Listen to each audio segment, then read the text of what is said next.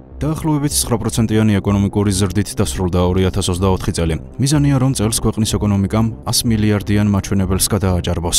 28 მილიარდის ეკონომიკა დაგვიტოვა წინა ხელისუფლებამ მემკვიდრეობით და ჩვენ უკვე შევძელით ეკონომიკის გაზრდა 90 მილიარდ დოლარამდე.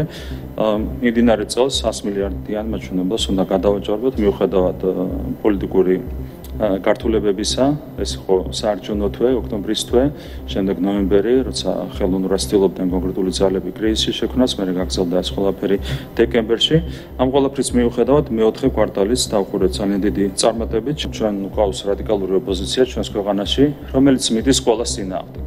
ისინი ემუქრებიან არამხოლოდ ჩვენს მხარდამჭერებს, არამედ საკუთარ მხარდამჭერებსაც, მათ შორის ეკონომიკური კრიზისით, სანქციებით და ასე შემდეგ. ამაზე მუშაობენ, არა მარტო ემუქრებიან, მუშაობენ იმისათვის, რომ დაზარალდეს ჩვენი ქვეყნის თითოეული მოქალაქე. რა თქმა უნდა, არაფერი გამოდით, მთელი ამ წლების განმავლობაში და არც მომავალში არაფერი გამოვათ.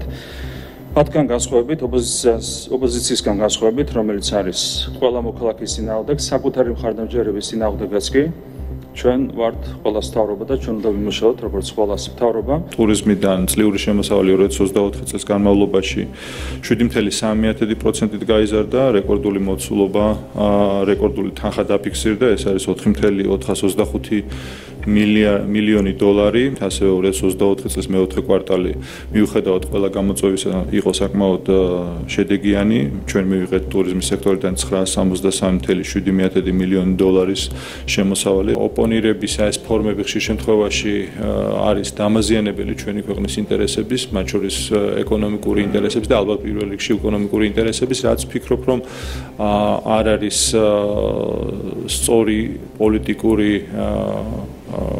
გზა, ვიამოწოდებებია, მაგალითად საბოტაჟის, იგივე ეკონომიკური პროცესების, გარკვეული ეკონომიკური აქტივობების პარალიზების და ასევე სანქცირების. შეიძლება იყოს განსხვავებული მიდგომები, გეგმები და ასევე გემოვნება, მაგრამ ქმედებები, რომელიც ცალსახად აზიანებს ეკონომიკურ პროცესებს, ეს რა თქმა უნდა არანაირად არ არის გამართლებული.